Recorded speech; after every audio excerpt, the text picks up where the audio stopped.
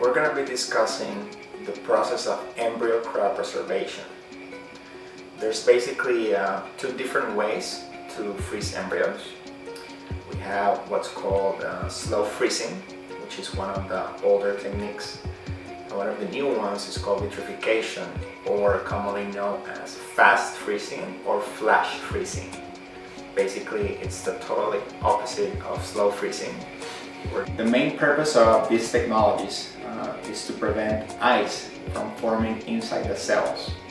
So what happens when we're freezing an embryo is that ice is going to form inside the cell and it's going to disrupt the membrane of those cells and basically cause the cell to lyse or cause death of the cell. So that's the main thing we want to prevent.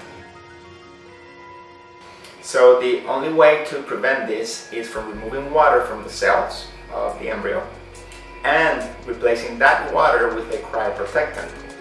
A cryoprotectant is basically a special solution that will help prevent ice from forming inside those cells. Vitrification is the newest technique. In my opinion, I think all of the state-of-the-art laboratories should be only using vitrification.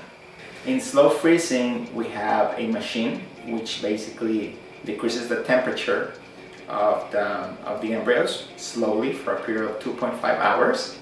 So it takes a long period of time, and these embryos are exposed to these chemicals or cryoprotectant for a longer period of time.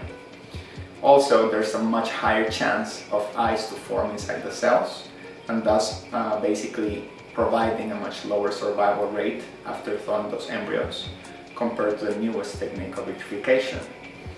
Vitrification takes only about 15 minutes to complete.